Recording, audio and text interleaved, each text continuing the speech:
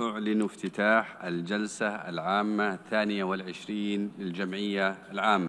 The 22nd plenary meeting of the General Assembly is called to order.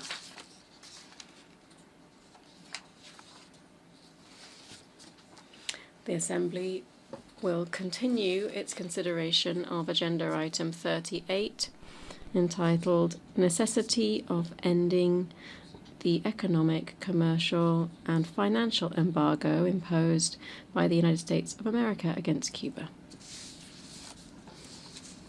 Representative of St. Kitts and Nevis.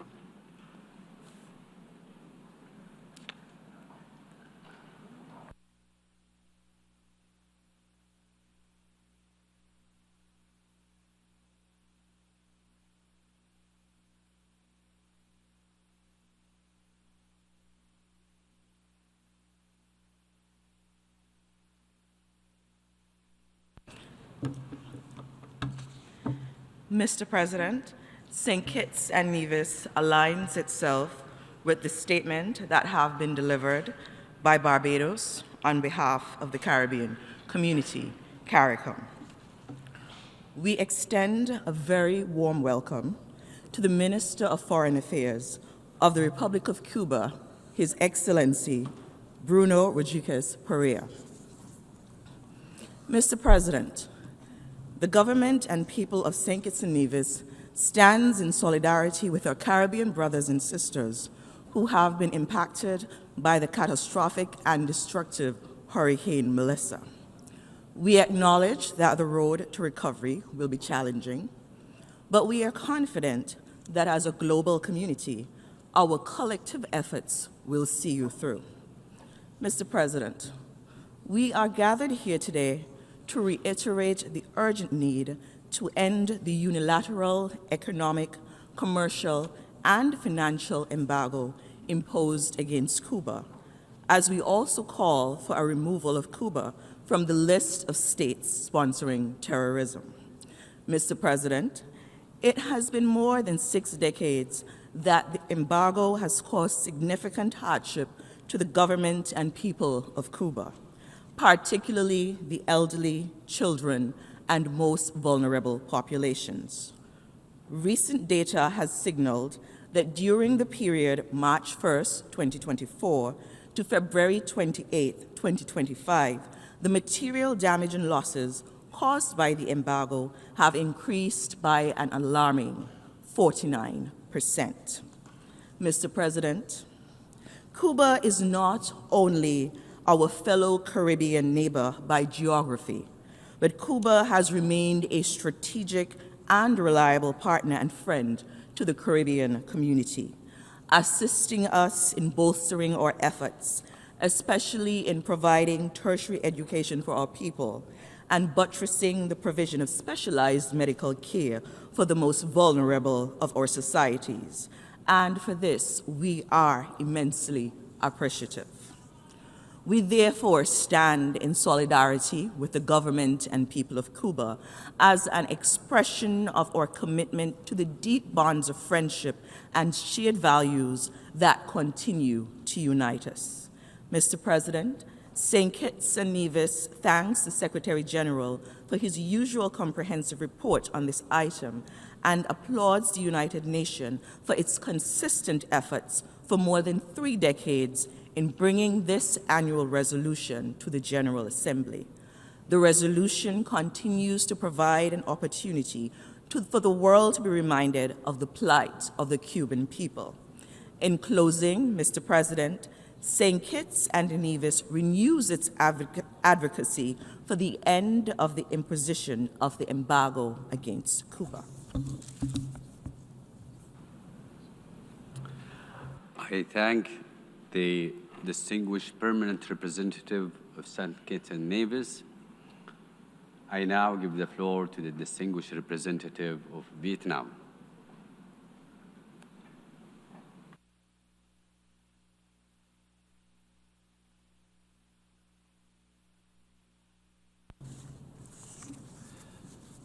Mr. President, my delegation would like to thank the Secretary General for his comprehensive report on this agenda item. I also wish to extend our warm welcome to His Excellency Bruno Rodriguez Parilla, Minister for Foreign Affairs of Cuba. Vietnam aligns itself with the statements delivered by Uganda, Iraq, and Singapore on behalf of the Non-Aligned Movement, the Group of 77 in China, and the Association of Southeast Asian Nations, respectively. These statements reaffirm the shared conviction of the overwhelming majority of UN membership that the economic, commercial, and financial embargo imposed against Cuba must be lifted fully, unconditionally, and without delay. Mr. President, more than 6 decades on, this unilateral embargo continues to stand in contradiction to the purposes and principles of the UN Charter and international law, including sovereign equality, non-interference in internal affairs, and freedom of international trade and navigation. The embargo has inflicted severe and prolonged hardship on the Cuban people. It violates the legitimate rights to development and undermines the very spirit of multilateralism and humanity that the United Nations represents. According to Cuba's most recent report to the United Nations, the embargo caused losses exceeding $7.5 billion between March 2024 and February 2025, a nearly 50% increase from the previous year. Behind these figures are the daily struggles of the ordinary people: limited access to medicines, food, and energy, the essential foundations for human dignity and progress. Mr. President, at the high-level general debate of the 80th session of the General Assembly, President Lương Cường of Vietnam reiterated our call for the complete lifting of all sanctions against Cuba and for the removal of Cuba from the so-called state sponsors of terrorism list. This reflects Vietnam's unwavering solidarity with Cuba and our belief that dialogue and engagement, not isolation, are the only viable path towards reconciliation and shared prosperity. Vietnam therefore joins the international community in once again calling for the end of this outdated and unjust policy and urges all states to refrain from applying or enforcing extraterritorial measures that contravene international law and the Charter of the United Nations. Vietnam's own experience testifies to the transformative power of dialogue and reconciliation. 30 years after the lifting of U.S. embargoes and the normalization of bilateral relations, Vietnam and the United States have become comprehensive strategic partners. The two countries now work closely across a wide range of areas, turning confrontation into cooperation and past enmity into partnership grounded in mutual respect and benefit. This transformation has brought tangible benefits to both peoples. Educational and cultural exchanges have deepened mutual understanding, two-way trade and investment have grown exponentially, and cooperation in science and technology has opened new opportunities for shared growth. This experience stands as living proof that when nations choose dialogue over division and respect over resentment, they can together build a future of trust and shared progress.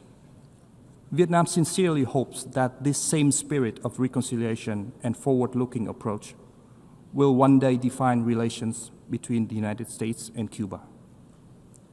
We nevertheless remain concerned that recent policy developments appear to move in the opposite direction, with tighter restrictions and stricter enforcement of the embargo. Vietnam encourages a careful reassessment of these measures in a spirit of dialogue, humanitarian consideration, and respect for international law. Mr. President, the continuation of the embargo against Cuba is morally indefensible, legally untenable, and economically counterproductive. It serves no constructive purpose other than to prolong hardship and erode confidence in the values we collectively uphold. Vietnam therefore calls upon the General Assembly to once again adopt the resolution in consideration, not merely as an act of solidarity with Cuba, but as a reaffirmation of the UN Charter, the principles of international law, and the collective conscience of humanity. Vietnam will continue to stand firm in supporting Cuba's right to sovereignty, self-determination, and development, confident that the principle of justice, dialogue, and cooperation will ultimately prevail. I thank you, Mr. President. I thank the distinguished representative of Vietnam. I now give the floor to the distinguished representative of Malaysia.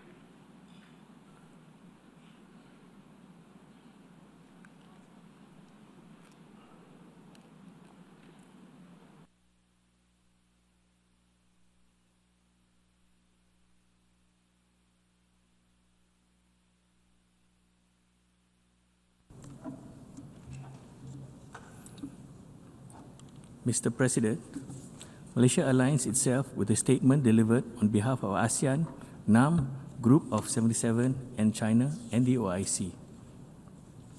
Mr. President, Malaysia joins others in strongly opposing the imposition of unilateral coercive measures against any country, including Cuba. Such measures are inconsistent with the principles of sovereign equality and contravene international law, international humanitarian law, the Charter of the United Nations, and the norms and principles of peaceful resolutions among states. The long-standing unilateral coercive measures against Cuba have severely constrained the economy and restricted its ability to develop.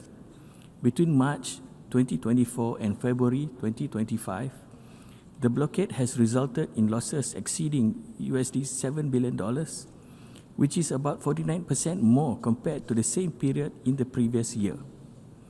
In addition, the blockade had adversely affected Cuba's commercial relations, creating serious obstacles in the banking and financial operations, international trade, access to credit and financing, fuel procurement, and engagement with suppliers critical to national development.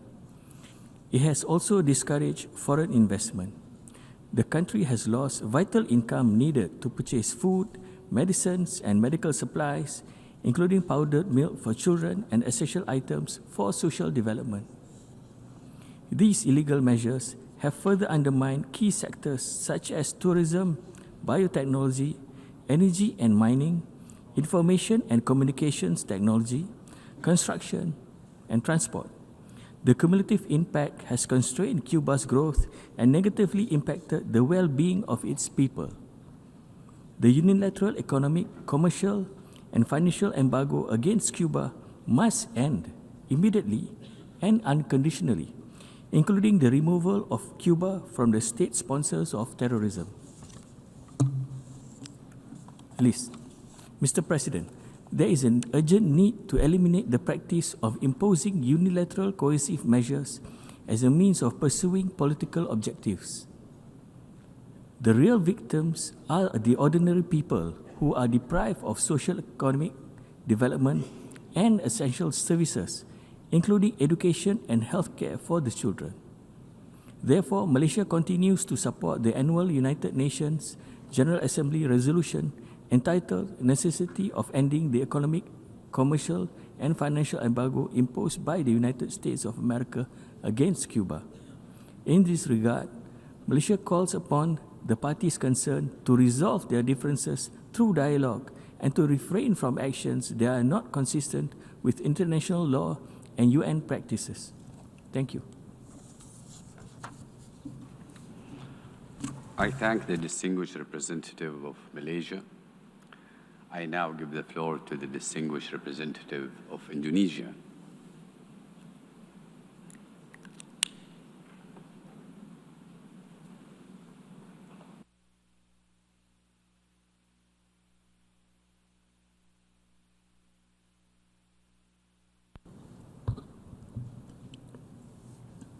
Mr. President, Indonesia aligns itself with the statement delivered on behalf of ASEAN, the Non-Aligned Movement, the OIC, and the Group of 77 in China. Indonesia echoes the Secretary General's report, which highlights the severe and continuing impact of the embargo on the people of Cuba, from economic hardship and developmental stagnation, to restriction on access to food, medicine, and other essential supplies.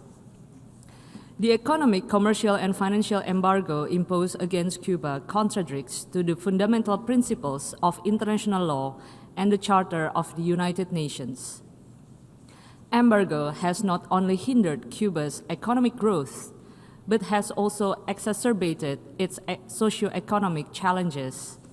Such conditions undermine the implementation of the 2030 Agenda for Sustainable Development and jeopardize our shared commitment to leaving no one behind. Mr. President, unilateral acts such as this embargo have consistently eroded trust in multilateralism and weakened collective efforts to achieve global prosperity. This embargo, which has endured longer than any other unilateral measure in modern history, represents a continuing obstacle to international cooperation. In this regard, Indonesia rejects all attempt to further strengthen the unilateral embargo against Cuba. We reaffirm our principled position in support of the resolution calling for its immediate termination. We also support the call to delist Cuba as a state sponsor of terrorism. Mr. President, ending the embargo would not only improve the welfare and uphold the legitimate rights of the Cuban people, including its right to development, but also restore the integrity of this assembly and reaffirm our commitment to multilateralism. Indonesia will continue to stand in solidarity with Cuba and with all nations that uphold the principles of international law, equality, and justice, as we strive together to realize our shared vision of peace, dignity, and prosperity for all. I thank you. I thank the distinguished representative of Indonesia. ويسرني الآن أن أعطي الكلمة. And it's now my pleasure to give the floor to His Excellency, the Permanent Representative of Algeria.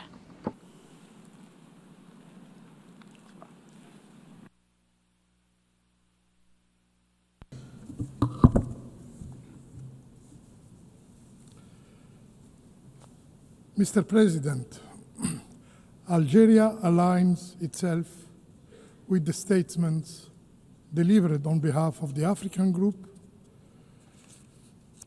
the OIC, NAM, and the G77.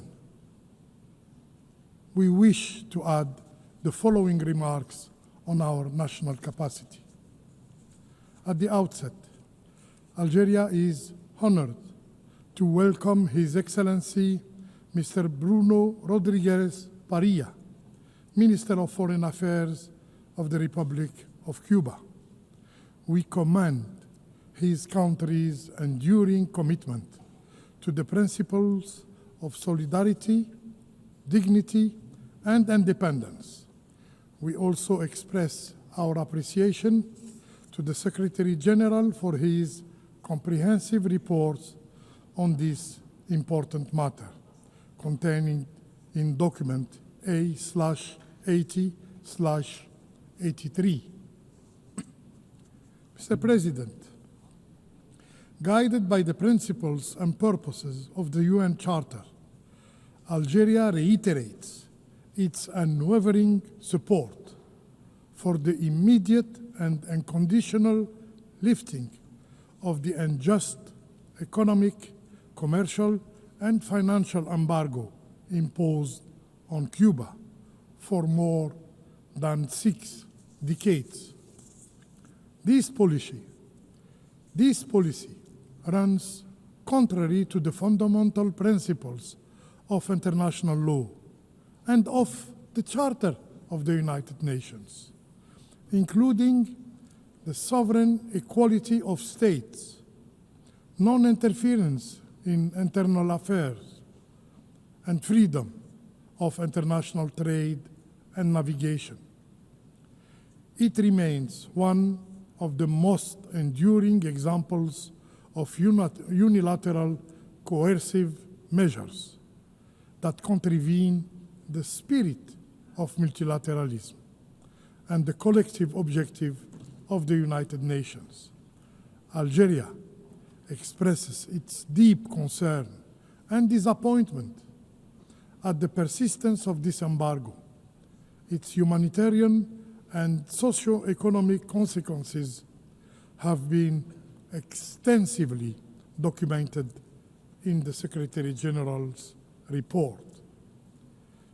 The blockade continues to impose enormous hardship on the Cuban people and severely undermines Cuba's efforts to achieve the SDGs by 2030. We strongly oppose, by principle, the imposition of unilateral laws and decisions that affect the sovereignty and development of other states. Algeria firmly rejects all unilateral coercive measures not authorized by the relevant organs of the United Nations, as they violate human rights, as they hinder international cooperation, as they obstruct the well-being of peoples. In this context, Algeria calls for the removal of Cuba from the unilateral list of alleged state sponsors of terrorism, a designation that is unjustified and detrimental to international trust and cooperation. Finally, President, we reaffirm our steadfast support and fraternity and solidarity with Cuba. Accordingly, my delegation will vote in favor of the draft resolution, as we have consistently done in previous years. I thank you. أشكر سعادة المندوب الدائم. I thank His Excellency, the Permanent Representative of Algeria. To the distinguished representative of Laos People Democratic Republic.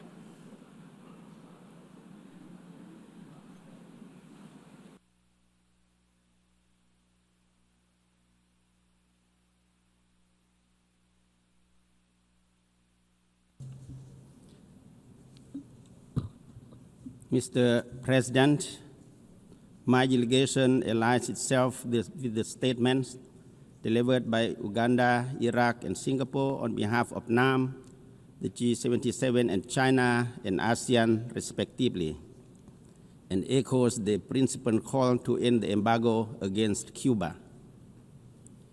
We would like to warmly welcome the presence of His Excellency Foreign Minister Bruno Rodriguez Parilla of Cuba at this session, and also would like to thank the Secretary General for his report on this important agenda item. The Lao PDR reiterates its unwavering solidarity with the people and government of Cuba. The embargo, which has remained in place for more than 6 decades, is in direct contradiction to the purposes and principles of the United Nations Charter and well-established norms of international law. This prolonged and unilateral measure has not only inflicted severe socioeconomic consequences on the Cuban people, but also hindered their legitimate right to development, sovereignty, and national self-determination. At a time when the world is facing unprecedented challenges, from widening inequalities and intensified geopolitical tensions to global health crisis and climate-related disasters, it is morally indefensible and politically unjustifiable to maintain coercive measures that exacerbate human suffering and restrict inclusive development. The Lao PDR strongly believes that no country should be denied the opportunity to chart its own development path free from external pressure and interference. In this regard, we support the adoption of the successor resolution under this agenda item, namely Resolution A/80/L.6, and recognize it as a resounding expression of the view of the international community, a consistent call for justice, fairness, and respect for international law.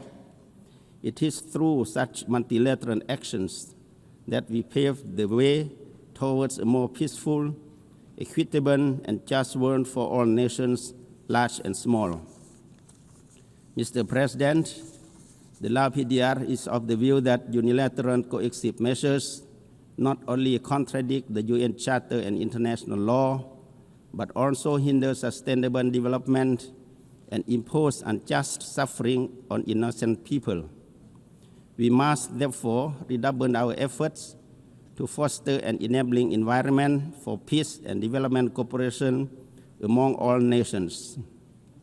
In this regard, the Lao PDR once again joins the international community in calling for the ending of the economic, commercial, and financial embargo against the Republic of Cuba, as well as for the removal of Cuba from the list of state sponsors of terrorism, and the elimination of all unilateral coercive measures imposed on sovereign countries. In conclusion, the Lao PDR call on all member states to renew our collective resolve to uphold the Charter of the United Nations, safeguard the sovereign rights of nations, and foster inclusive and sustainable development, especially for countries unjustly affected by coercive measures, and to ensure that the people of Cuba, like all peoples around the world, are given the freedom to thrive and determine their own destiny. I thank you, Mr. President. I thank the distinguished representative of Laos People's Democratic Republic. I now give the floor to the distinguished representative of Zimbabwe.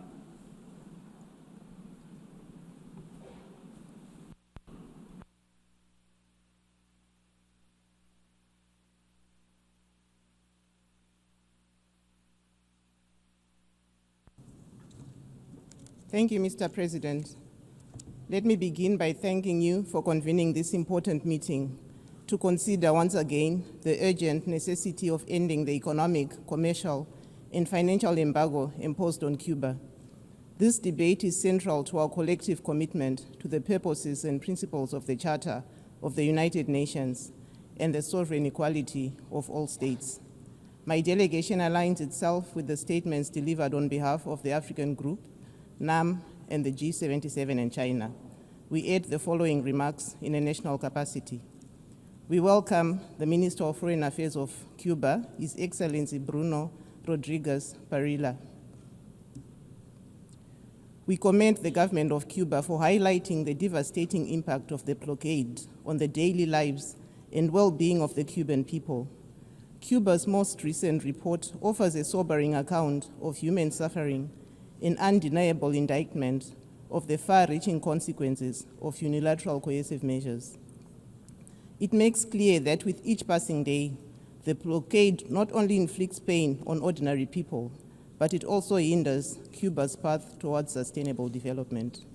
Mr. President, that the General Assembly has been seized with this matter for the 33rd consecutive year is a stark reminder that the will of the international community continues to be disregarded. While resolutions have consistently expressed overwhelming rejection of the embargo, meaningful progress towards its removal have remained elusive. This persistent defiance of international law has subjected the Cuban people to prolonged hardships and constitutes a flagrant violation of their sovereignty, independence, and territorial integrity. Equally concerning is the continued unjustified inclusion of Cuba on the so-called list of state sponsors of terrorism, an action that has further curtailed the country's access to international financial systems and development programs.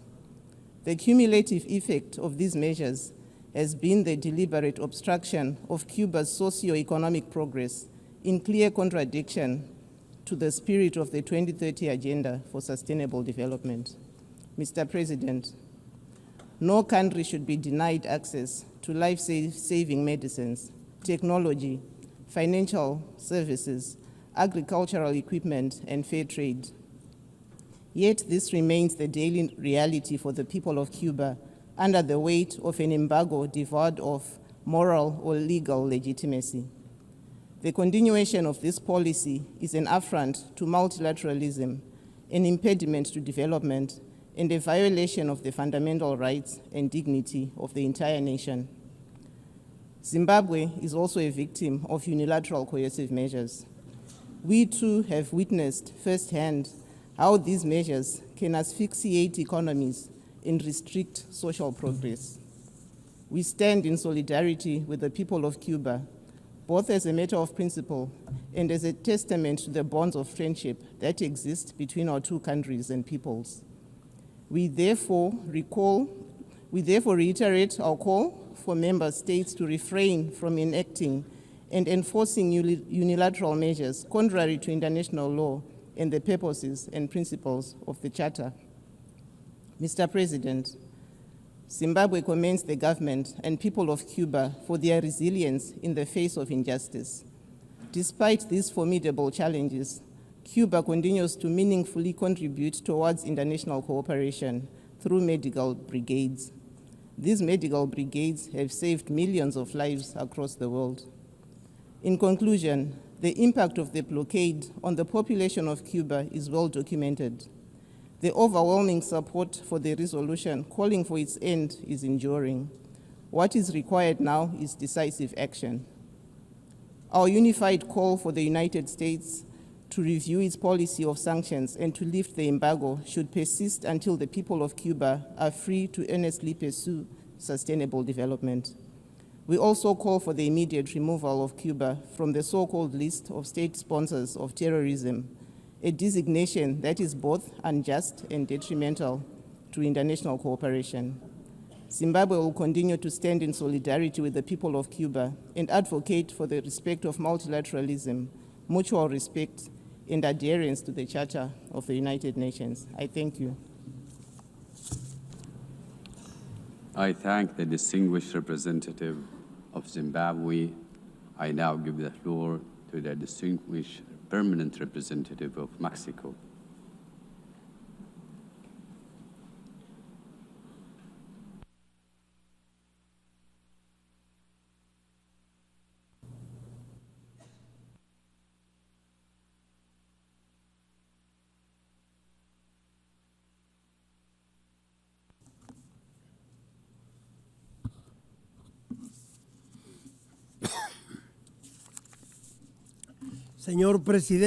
Mr. President, distinguished colleagues, I would begin by welcoming the presence of the Foreign Minister of Cuba, Don Bruno Rodriguez, at the General Assembly.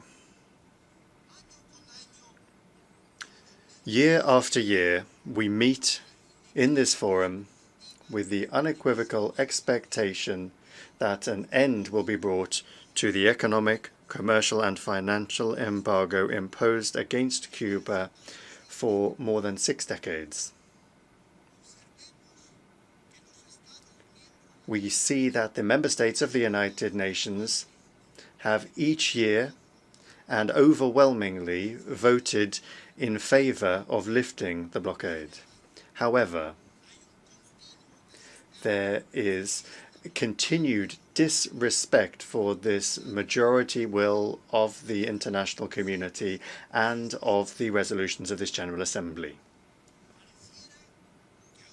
It would seem that we still cannot escape from the prejudices and intolerances that characterized the policy of the politics of the Cold War, which in historical terms has proven without question to have failed. In the context of the recent high-level week, the Secretary of Foreign Relations of Mexico reiterated our historic stance against the embargo and the call for removing Cuba from the list of states that support terrorism. The minister also said that Mexico will always advocate for the peaceful settlement of disputes and therefore rejects sanctions and commercial blockades that only harm the well-being of peoples and do not build regions of peace or of prosperity. Mexico also categorically condemns the application of Title III of the law of the so-called Helms-Burton Act. This is a measure that affects not only the sovereignty of the Cuban people, but also the national interests of third countries. It must be said clearly that any unilateral measure conceived of as a form of political pressure to influence the internal decisions of another state is a contravention of the principles of the United Nations Charter, as well as the constitutional principles of Mexico's foreign policy, and it is an impingement upon peace and stability between peoples. And it is the UN Charter itself, which in Chapter 7 exclusively reserves for the Security Council the capacity to impose sanctions or other coercive measures for the maintenance of international peace. Therefore, Mexico maintains that there should be no sanctions of any sort beyond those that are adopted by the Security Council. Mr. President, Cuba is facing an economic crisis even worse than the one in the 1990s that is aggravated by the embargo and the strengthening of sanctions by the United States government. The country is even continuing to suffer from the impacts of the COVID-19 pandemic, while the rest of the international community has managed to turn the page on this page of our contemporary history.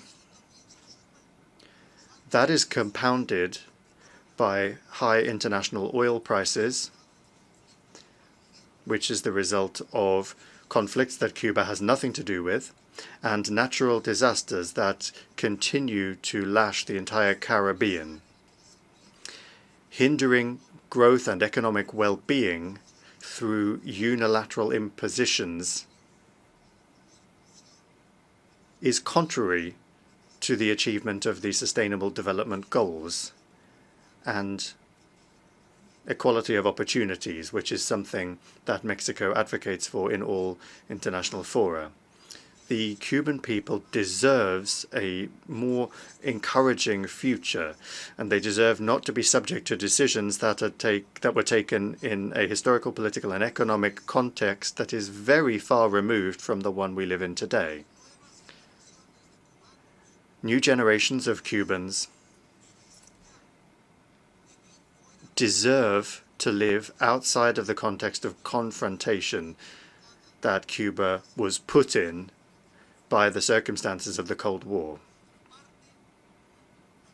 At the same time, relations between neighbors on the American continent, based on respect and mutual understanding, are essential for the growth and development of the countries of the hemisphere. Thank you very much.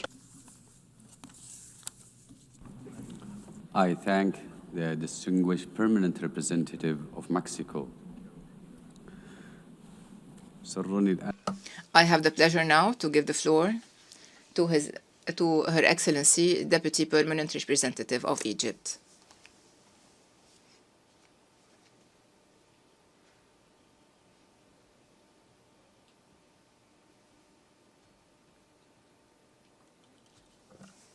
Thank you, Mr. President.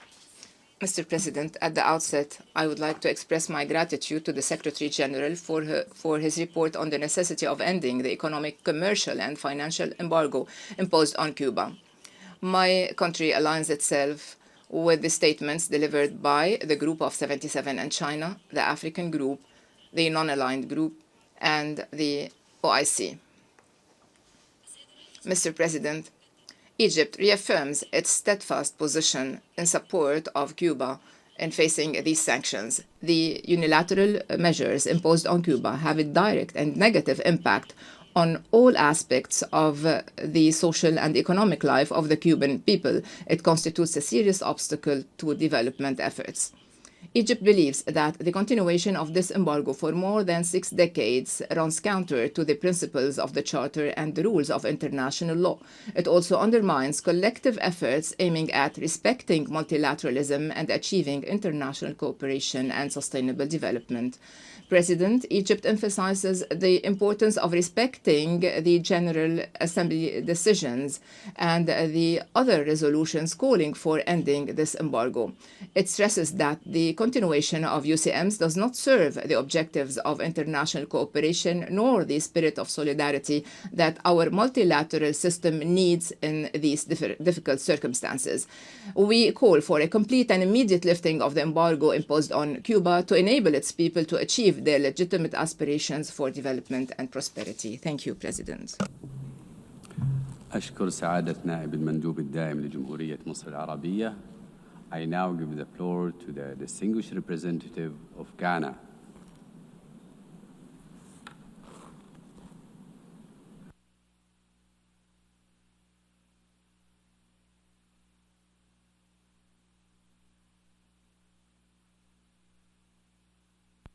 Mr. President, Ghana aligns herself with statements delivered by the G77 and China, the African Group, and the Non-Aligned Movement. We speak at this moment in our national capacity and take this opportunity to thank the Secretary General for his report A/80/83. Mr. President, few issues before this Assembly speak as powerfully to our shared conscience as the continuing economic, commercial, and financial embargo imposed on the Republic of Cuba. For more than 6 decades, this measure has stood as a moral, legal, and economic contradiction to the principles enshrined in the Charter of the United Nations, namely the sovereign equality, non-interference, and the right of all peoples to pursue their own development in dignity and peace. Ghana has consistently and resolutely advocated for an end to the embargo because we believe that no nation should be denied the opportunity to participate fully and freely in global trade, nor deprived of the means to uplift the well-being of its citizens. This conviction is grounded in the 1986 Declaration on the Right to Development and reaffirmed in numerous resolutions of this Assembly. Yet, despite more than 30 consecutive annual votes of overwhelming support in this hall, this unjust policy persists. It continues to constrain Cuba's capacity to modernize its economy, limits access to medicines, technology, and markets, and undermines the aspirations of a resilient people whose spirit of cooperation has enriched our collective humanity. Mr. President, during the recent high-level general debate, voices from every region, particularly across the Global South, once again called with moral clarity for the immediate and unconditional lifting of this embargo.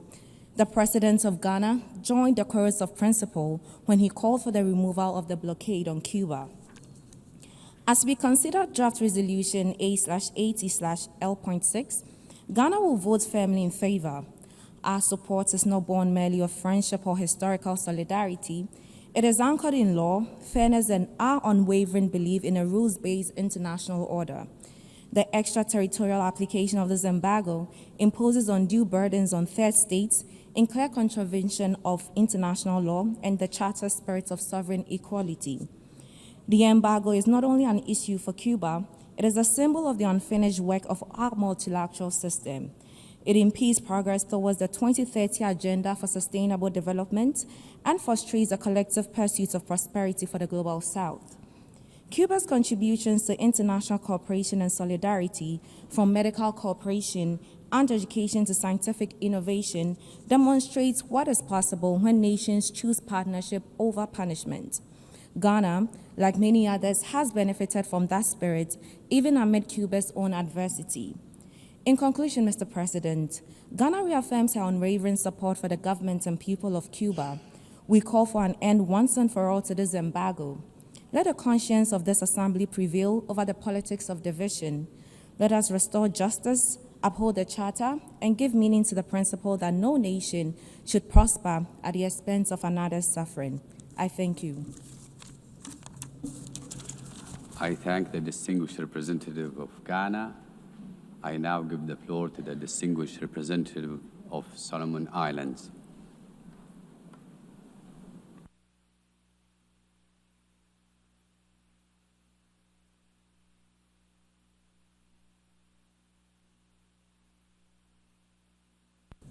Mr. President, the delegation aligns itself with the statement delivered by Iraq on behalf of the Group of 77 in China and wishes to contribute to the debate in our national capacity.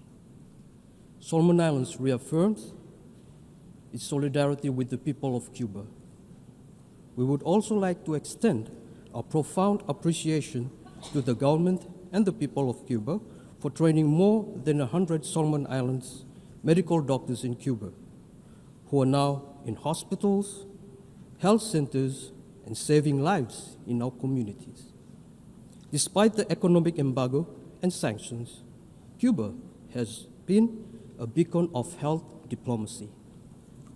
Mr. President, we note with deep concern that the SD's report, A/80/83, once again sends a clear message that the embargo remains a stumbling block for Cuba to fully implement the 2030 Agenda and the achievement of the SDGs. We have 5 years left to fulfill the 2030 Agenda, and leaving no one and no country behind should be a priority for all of us to achieve a better future for generations to come. We must strengthen multilateral cooperation in accordance with the United Nations Charter. The prolonged unilateral embargo on Cuba for over 6 decades denies Cuba's right to trade, access to essential goods and services, and violates Cuba's absolute right to development and sovereignty. Mr. President, Solomon Islands does not support unilateral actions or measures that affect the economic and social well-being of another UN member state. These actions are considered inconsistent with the principles of the United Nations Charter.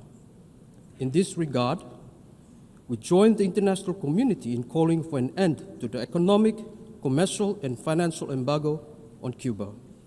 Finally, Solomon Islands calls for the restoration of friendly relations between the United States and Cuba in the name of peace and within the spirit and purposes of the United Nations Charter. I thank you.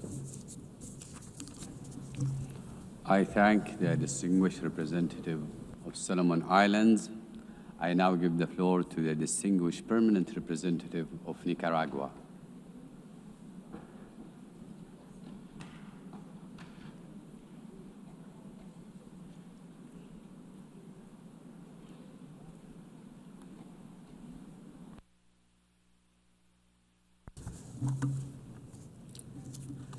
Señor Presidente. Mr. President, we associate with the statements by the representative of Iraq on behalf of the G77 and China, Uganda on behalf of the non-aligned movement, and Venezuela on behalf of the Group of Friends in Defense of the United Nations Charter.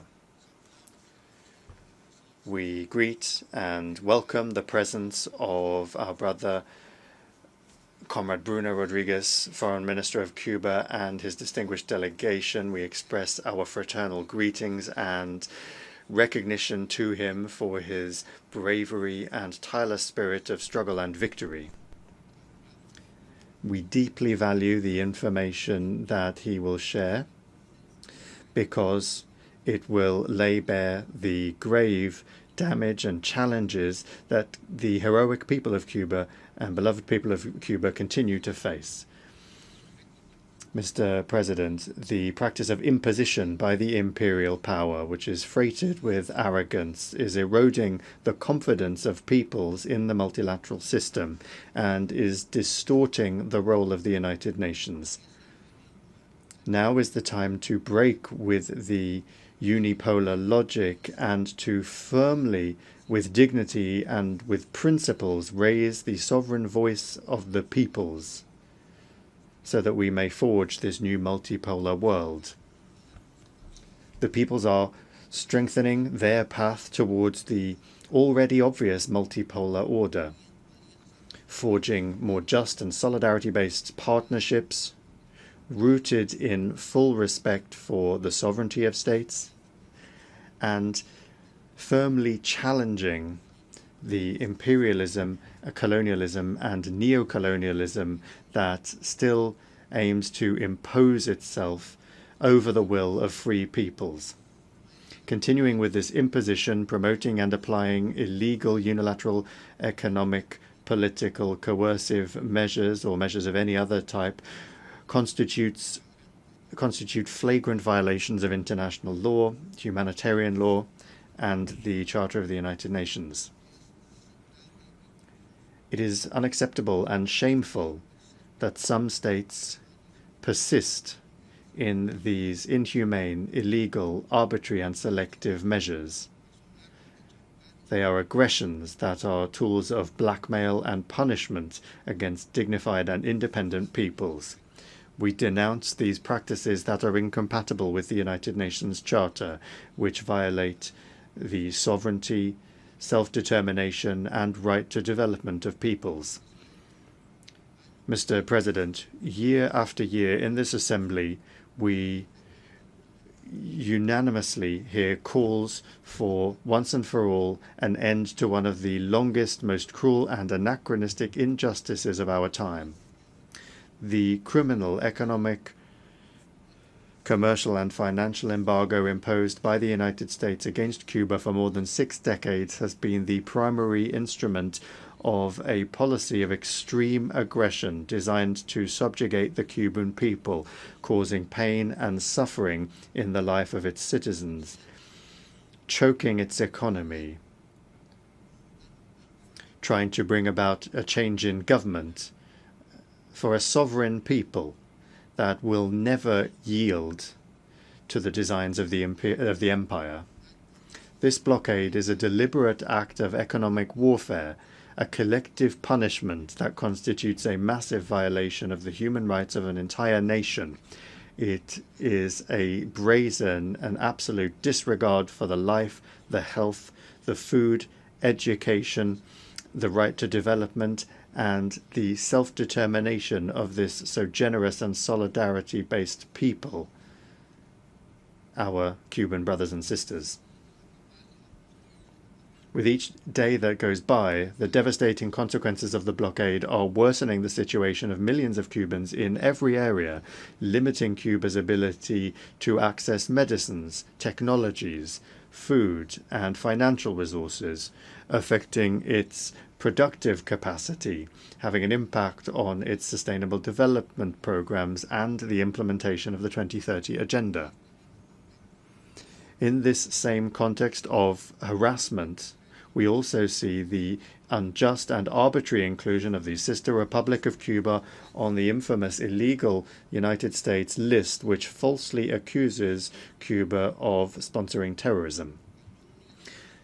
This is slander and aggression that aims to justify the unjustifiable. Cuba only sponsors life, cooperation, and fraternity. That is the list that Cuba participates in with honor. In the face of this aggression, Cuba's dignity is held up as a beacon of resistance. Cuba, that giant of international solidarity, which remains standing and continues to, in solidarity, share its education, health, science, and hope with the peoples of the world. Thousands upon thousands of doctors, teachers, engineers, sportsmen, and Cuban professionals of other sorts have brought health, education, and sport to the farthest flung corners of the planet. Its medical brigades have always been the first to provide unconditional assistance in the context of natural disasters and epidemics.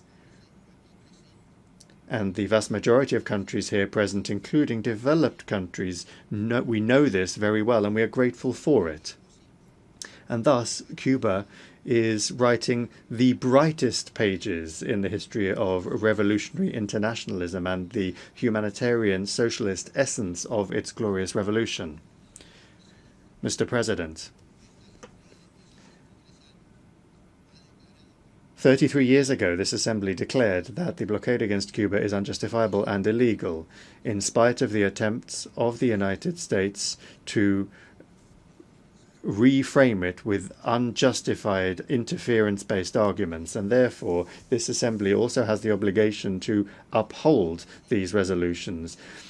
Nicaragua is a living and grateful witness to Cuban solidarity. In the most robust terms, we condemn this illegal, immoral, and inhumane embargo imposed against Cuba, and we demand its immediate, total, and unconditional end. The peoples of the world, including those of the United States, are calling for the end of this blockade. They stand with Cuba, alongside it, walking together with it, because solidarity is stronger than blackmail, because history and justice will always be with the peoples that do not sell themselves short and do not give in. Mr. President, we are certain that international solidarity with Cuba will continue to grow as an expression of shared dignity. With the approval of this resolution, the General Assembly will once again firmly raise its voice in condemnation of this criminal economic war and all of its manifestations and extraterritorial effects, which continue to intensify against the sister republic of Cuba. Nicaragua, as it does every year, affirms its respect, admiration and eternal affection for Cuba, and will vote in favor of the draft resolution A/80/L6, reiterating our support, our recognition, and our gratitude to the dear and generous people and government of Cuba, whose heroism and example is faithful to their internationalist vocation. They are always ready to contribute with their experience to the common good of humanity. Thank you very much. I thank the distinguished representative of Nicaragua. I now give the floor to His Excellency Bruno Eduardo Rodriguez Parilla, Minister for Foreign Affairs of Cuba, to introduce draft resolution A/80/L6.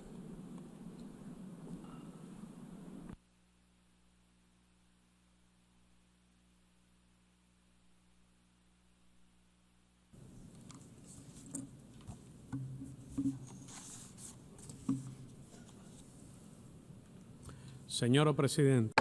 Madam President, I express profound condolences and solidarity to the governments and people of Jamaica, Haiti, the Dominican Republic, who have suffered loss of life following the passage of Hurricane Melissa. Also to Panama, that has also suffered some damage due to intense rain. Also our best wishes to the Bahamas and Bermuda. I speak on behalf of a people who right now, with scarce resources and practically only by sheer will, unity and solidarity, are coping with a monstrous hurricane. As we heard yesterday from the leader of the Cuban Revolution, Raul Castro Ruiz, and I quote, "In light of this new challenge, we will also rise victorious."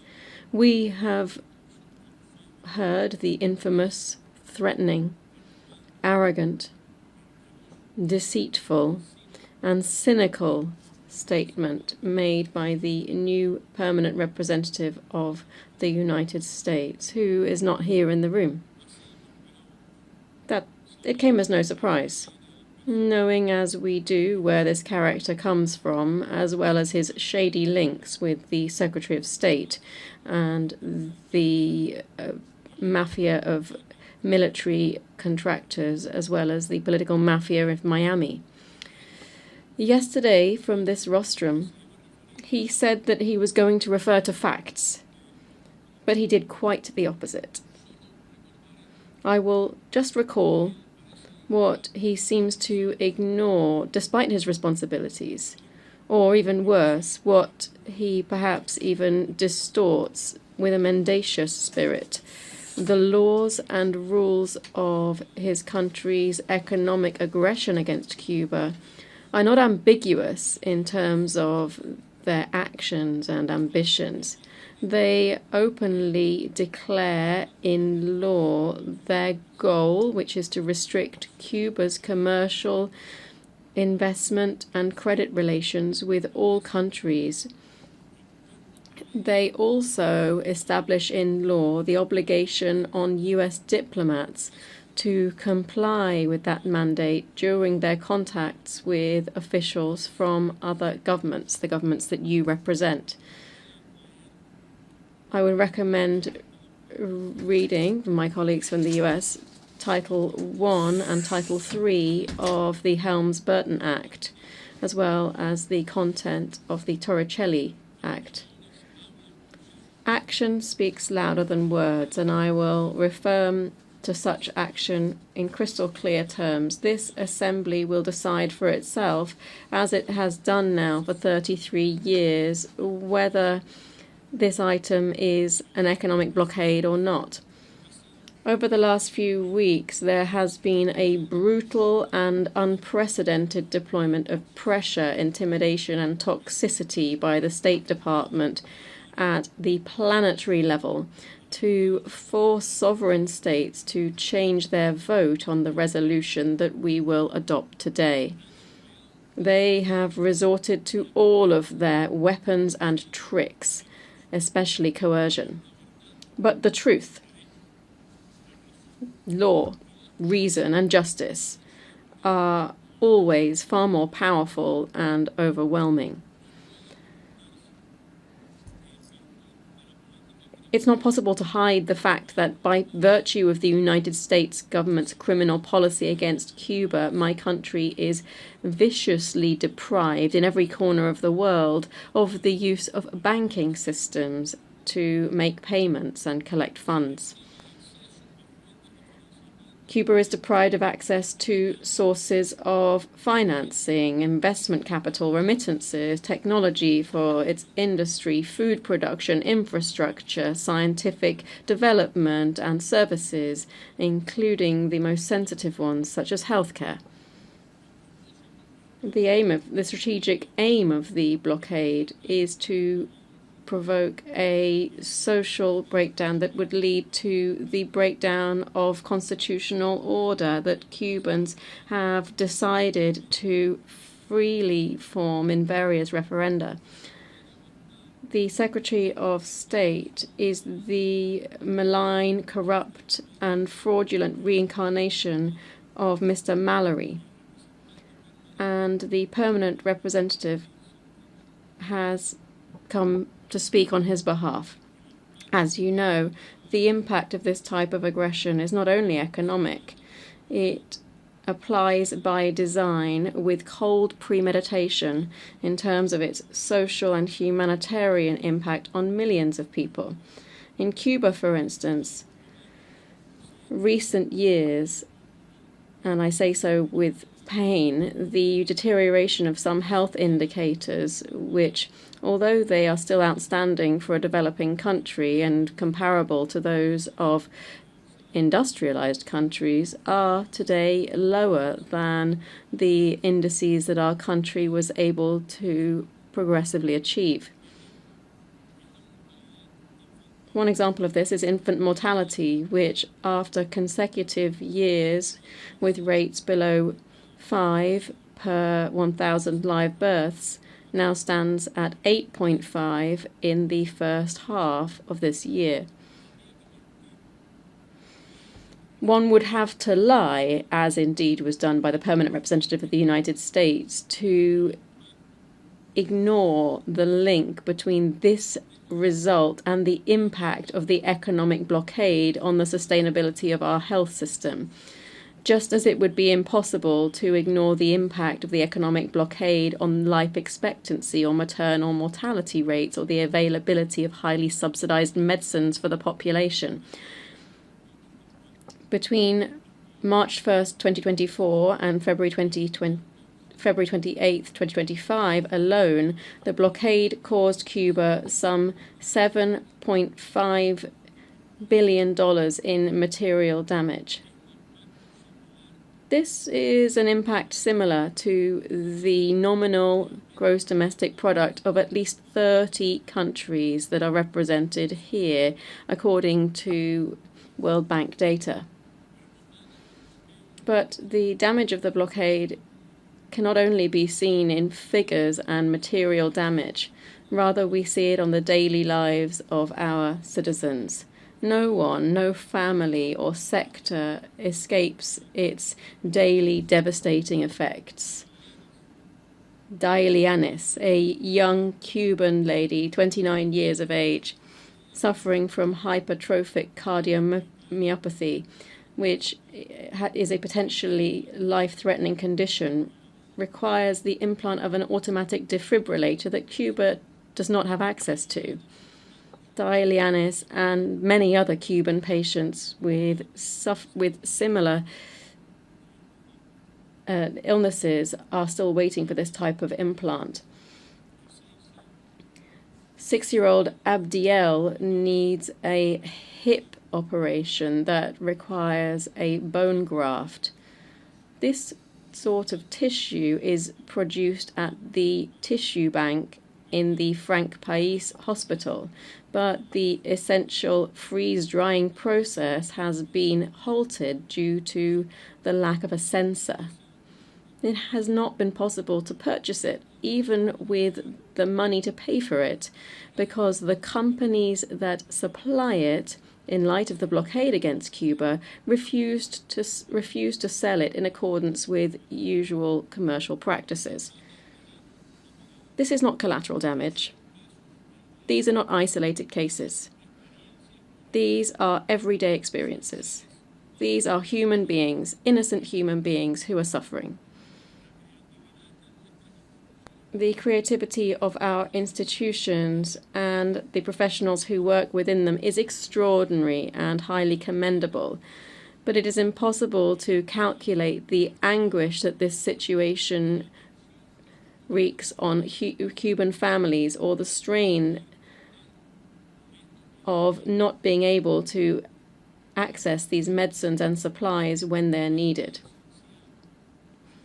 An essential component of the worsening blockade since 2019 has been increased persecution on fuel supply operations, including shipping companies, insurance companies, banks, and governments. This has led in Cuba to a reduction in suppliers and an exponential rise in prices. Electric cuts or blackouts are today one of the most visible and irritating impacts of the economic blockade against Cuba, having a daily effect on families, which is at times exasperating. It has an impact on other sectors such as water supply, production processes, services, and the economy as a whole, all of which weighs on the population. Just a few months ago, one corporation from a country and the friendly government of that country stated that it was impossible for them to supply one spare part and mere technical assistance to repair a large thermo power station in Cuba due to the threat of sanctions by the U.S. Another vital sector of the economy that has been particularly damaged is tourism. Today, citizens from more than 40 countries are being intimidated and threatened with reprisals by the U.S. government if they decide to visit Cuba, as well as prohibition on accessing the e-visa ESTA system. Without being, even though they might decide freely to exercise their right to visit Cuba. The U.S. government not only deprives its citizens of the right to travel to Cuba, but it also seeks and manages to deprive, through coercion, citizens from other countries that are not under its jurisdiction of those rights, especially from Europe. One of the measures that has the greatest impact is the unjustifiable presence of Cuba in the unilateral and arbitrary list published by the United States government of states allegedly sponsoring terrorism. Cuba is a victim of terrorism. So we have previously demonstrated before this assembly. For years and even today, terrorist acts against the country have been and are still being organized and financed from U.S. territory. These terrorists live here peacefully and with absolute impunity. These are the notorious perpetrators of horrific acts of aggression against Cuban people, resulting in thousands of dead, maimed, and extensive material damage. In 2023, we handed over to the U.S. government the names and information on 62 terrorists and 20 terrorist organizations acting against Cuba from this country, and so far the U.S. government has done nothing about it. The economic warfare includes a comprehensive program of destabilization, and I will condemn this action for the first time here. This includes a comprehensive program of destabilization financed, organized, and executed directly by the United States government through the use of operatives of Cuban origin based in this and other countries. Their mission and their assignment is to lower the incomes of the Cuban population through speculative manipulation of the exchange rate. This has a direct impact on price increases, spreading intimidating and alarming messages on social media, as well as a consequent change to the market's natural operation. The effect of this is severe harm to the pockets of every Cuban and additional obstacles to macroeconomic stabilization programs. To do this, they resort to the laundering of money from the U.S. federal budget, using funds assigned by the U.S. Congress and used by the State Department, several non-governmental organizations, and contractors that channel such funds. Our government has irrefutable evidence of these operations. This includes data, names, contacts, communications, and the direct involvement of the U.S. government and its diplomats. This is a criminal activity that is contrary to international law, Cuban laws, and even United States laws. The United States has tried to sell the idea that the blockade is a justification used by the Cuban government to hide its inefficiencies or the errors of its development model. This political campaign is based on a propaganda and digital campaign which uses toxic disinformation, euphemisms, selective silence, and the coordinated saturation of messages, seeking to establish the perception that the blockade does not exist or does not affect the population. The United States government not only attempts to deny or minimize the blockade, but also penalizes those who document its harm and consequences by resorting to smear campaigns, cyber troops paid with the funds earmarked for a regime change, and the algorithmic censorship of Cuban national content.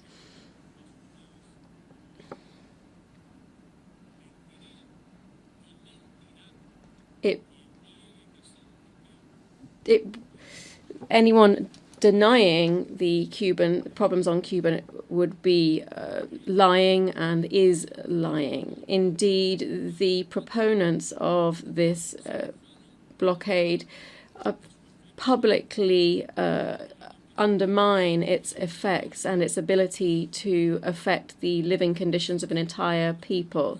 Please look back at the statements of the United States Secretary of State and politicians who have made their careers and built their wealth with aggression on Cuba. If the United States government has any slight concern in trying to help the Cuban people, as they say they do, they should either suspend or make humanitarian exceptions to the blockade as a result of the harm that it is causing and that is being caused by Hurricane Melissa. Cuba is a peace-loving country. No one in their right mind with a modicum of honesty can claim that Cuba represents or intends to represent a threat to the national security of the United States, and which is a great power, nor to the well-being of the American people. Which country has military forces deployed in an aggressive, extraordinary, and unjustified manner in the Caribbean Sea as we hold our discussions here? Which country threatens regional peace, security, and stability, particularly the peace and right to self-determination of the kindred Venezuelan people? Which country has adopted the criminal practice of ordering its armed forces to commit murders in the high seas or within the territorial or jurisdictional waters of other countries, as we see today in the Caribbean or in the Pacific? Which country has our region riddled with military bases and openly plots aggressive plans of subversion and regime change against progressive governments? Which government is the direct accomplice, the provider of weapons and financing for the genocide in Gaza?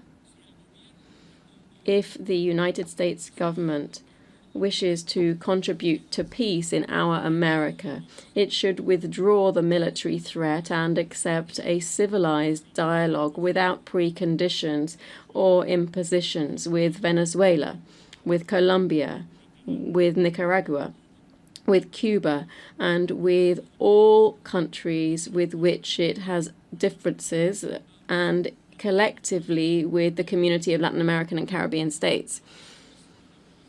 The blockade is a policy of collective punishment. It qualifies as an act of genocide. It flagrantly, massively, and systematically violates the human rights of Cubans. It makes no distinction between social sectors or economic actors. I'm very grateful to those who in this debate and in the high-level segment in this session spoke up to request the end of the blockade and the removal of our country from the spurious list of state sponsors of terrorism. I'd also like to thank the regional groups who over the years have made robust statements in this regard, to the numerous organizations and movements of solidarity, standing in solidarity with Cuba around the world, and Americans who call for a relationship based on respect and sovereign equality between both countries. I recognize the expressions of Cubans in the United States and around the world who, through their statements and supportive patriotic actions, are opposed to and fight against the blockade. Cuba will not surrender. We will persist in speaking up against the infamy. We will exercise our right decisively to decide on our own fate. We will continue in our efforts to overcome the current difficulties and to ensure the economic sustainability of the country, even with the continuation or even with the subsequent strengthening of the blockade. With Jose Marti, our people reaffirmed today that in order to, before giving up on the effort to make our homeland prosperous and free, the South Sea will join the North Sea and a serpent will hatch from an eagle's egg. And from Antonio Maceo, who tried to take over Cuba. I recall he said, "Whoever tries to take over Cuba will gather the dust of its blood-soaked soil if they do not perish in the struggle. And with Fidel Castro Ruiz, we shout once again, homeland or death, we shall overcome." Madam President, on behalf of the noble and fraternal people of Cuba, who for decades have been working on an admirable feat of patriotism, justice, resistance, creation, and sacrifice, I respectfully request all member states to vote in favor of draft resolution A/AT/L6 entitled Necessity of Ending the Economic, Commercial, and Financial Embargo imposed by the United States of America against Cuba. Distinguished ambassadors, delegates, doing so would be an act of justice in favor of a peace-loving people that today is facing not only the blockade, but with the blockade, another monstrous hurricane. Thank you. I thank the Minister for Foreign Affairs of Cuba. We have heard the last speaker in the debate for this item. We shall now proceed to consider draft resolution A/80/L6. Before giving the floor for explanations of vote, before the vote, may I remind delegations that they are strongly urged to limit explanations of vote to 5 minutes, which should in any case not exceed 10 minutes and be made from their seats. I now give the floor to the distinguished representative of Poland on behalf of the group. Thank you, Madam President, distinguished delegates. I have the honor to speak on behalf of Czechia, Estonia, Latvia, Lithuania, and my own country, Poland. Our position on this matter is rooted in a single non-negotiable principle: the UN Charter standing at the center of our work, promoting peace and security through consistent adherence of the international law. As such, our overriding duty is to work together toward peace and respect the sovereignty of all member states. We recognize, as we have constantly done in the past, that the embargo and the connected measures are negatively affecting the living standards of the Cuban people. The humanitarian consequences of the situation are clear, and we remain dedicated to alleviating suffering wherever it occurs. We reiterate our readiness to share our experience and assist Cuban government in pacific political and economic transformation that would set the country on a path towards modernization and sustainable growth. Let me also express our full solidarity with those affected by the current devastating hurricane. At the same time, we find ourselves unable to further fully engage in a debate that has been politically selective for years. We must observe with regret that a state which today calls for the strict observance of the international law in the context of this resolution has for years supported Russia in its war of aggression against Ukraine, that itself is in a stark breach of the UN Charter. On top of its political support, the government of Cuba is turning a blind eye on the active participation of its nationals in an illegal war of aggression elsewhere in the world. We refer specifically to the large number of Cuban nationals who are participating in the ongoing Russian aggression against Ukraine just across our borders. This foreign involvement constitutes a clear violation of the core provisions of the UN Charter itself. We strongly urge Cuba once again to take all necessary measures to prevent its nationals from joining Russian military forces and to ensure accountability for any Cuban involvement in the action that contributes to Russia's aggression. Additionally, we also call on Russia not to exploit the economic difficulties of the people around the world by engaging them in an illegal war of aggression. Such actions result not only in a severe deterioration of the economic and humanitarian situation in the attacked country, but actively result in depriving people of their homes, causing deaths, casualties, and immense suffering. This is an unacceptable discrepancy. As a result, our vote to abstain today should be understood as a rejection of the selective application of the UN Charter. True justice and lasting peace demand that states constantly uphold the laws they demand others to follow. And I thank you. I thank the Speaker of Poland. I now give the floor to Namibia. Thank you, Madam President. I express solidarity with the nationals of the Caribbean who are going through Hurricane Melissa. Madam President, Namibia takes the floor in explanation of the vote before the vote on the draft resolution before us. The year 2025 marks 66 years since the friendly government and people of the Republic of Cuba have been under the inhuman and unilateral economic, financial, and commercial blockade by the United States.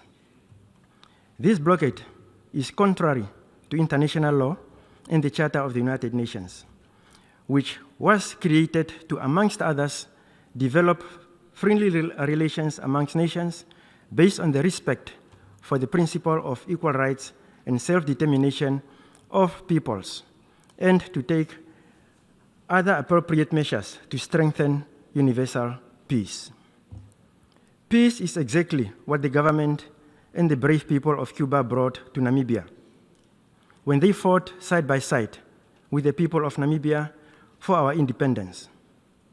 During our struggle, Namibian refugees were also welcomed in Cuba, many of whom returned to build our country and helped to chart the way for our development.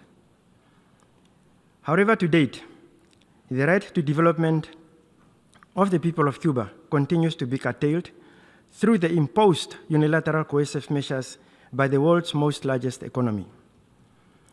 The importation of food, equipment, and other essential material in Cuba is severely curtailed, affecting the ability of Cuba to effectively engage in global trade. Notwithstanding all the challenges the Cuban people have had to face and endure over all these years, they are a resilient people. Cuba has spared no efforts in contributing to the welfare of millions of people around the world through its selfless contributions in so many cases where natural disasters and adversity had struck, or through science, technology advancement, training, and capacity building, support to the international community, and the deployment of medical professionals, and much of the world, of the developing world. Madam President, in his statement, in his State of the Nation Union address to Congress on 20th January 2015, the former President of the United States of America, Barack Obama, called on lawmakers to lift the embargo against Cuba, stating in his own words, and I quote, "In Cuba, we are ending a policy that was long past its expiration date. When what you are doing doesn't work for 50 years, it's time to try something new. And our shift in Cuba policy has the potential to end a legacy of mistrust in our hemisphere. It removes a phony excuse for restrictions in Cuba," end of quote. This statement is still valid today. However, since June 2017, during the first term of the current President of the United States, measures against Cuba were tightened. This embargo is not only a bilateral issue between Cuba and the United States of America, as we are made to believe. It hinders and affects international cooperation with Cuba. In this 80th year of existence of the United Nations, we call on all good officers of the Secretary General and the United Nations to facilitate dialogue between these two countries with the hope of reversing these restrictions while working towards the normalization of relations between the two countries. Finally, Madam President, we call for the removal of Cuba from the list of state sponsors of terrorism as a sign towards improving relations between the two countries. Namibia will not deviate from voting in favor of this resolution, and we invite other member states to do the same in solidarity with the people of Cuba. I thank you. I thank the Speaker of Namibia. We have heard the last speaker in explanation of vote before the vote. The Assembly will now take a decision on draft resolution A/80/L6 entitled Necessity of Ending the Economic, Commercial and Financial Embargo imposed by the United States of America against Cuba. Recorded vote has been requested. We shall now begin the voting process. Those in favor of draft resolution A/80/L6, please signify.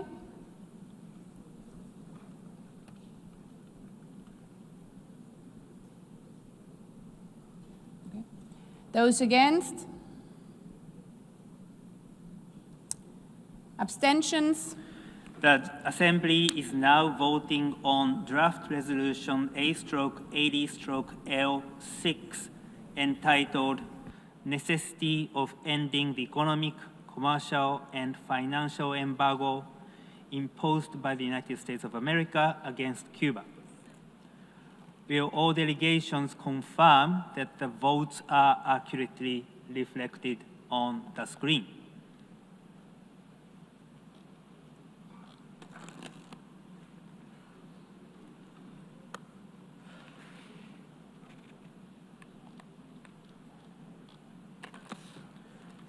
The voting has been completed. Please lock the machine.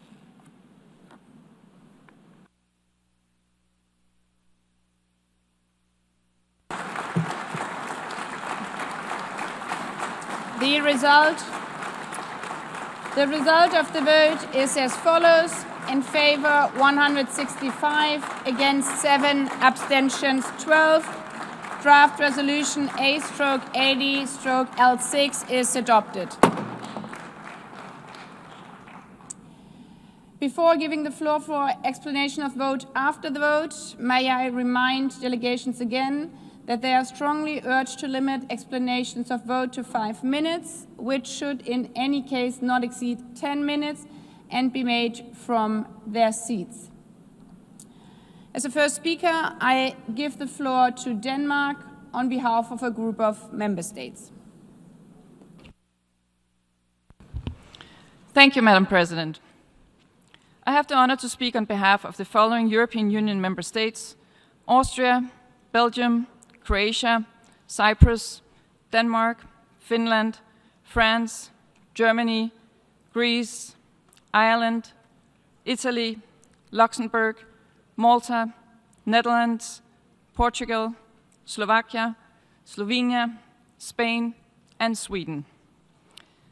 President, as in previous occasions, I reiterate today our conviction that the economic, commercial, and financial embargo imposed by the United States on Cuba has a damaging impact on the economic situation of the country and negatively affects the living standard of the Cuban people.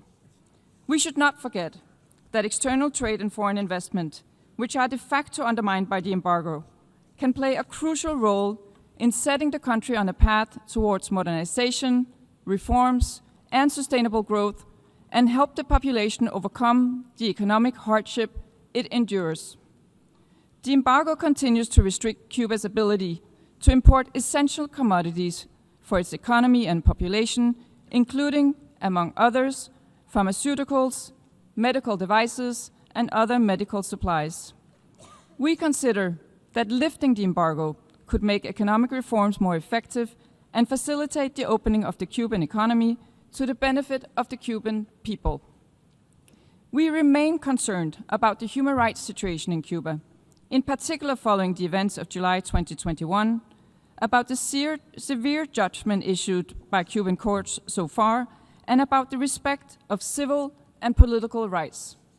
We therefore reiterate our call on the Cuban government to fully grant its citizens internationally recognized civil, political, and economic rights and freedoms, including freedom of assembly, freedom of expression and demonstration, and free access to information, to release all political prisoners and those arbitrarily detained, to ratify the UN Covenant for Civil and Political Rights and the Covenant for Economic, Social, and Cultural Rights, and to extend a standing invitation to all UN special procedures to visit Cuba.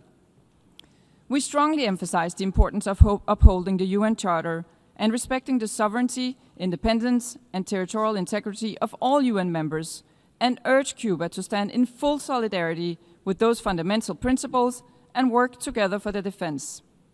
All states have a duty to prevent and not to facilitate violations of international law. In light of reports regarding the alleged participation of Cuban nationals in Russia's war of aggression against Ukraine, we strongly urge Cuba to take all necessary and effective measures to prevent its nationals from joining Russian military forces involved in this war. We call for full accountability for war crimes and the most serious crimes committed in connection with Russia's war and aggression against Ukraine.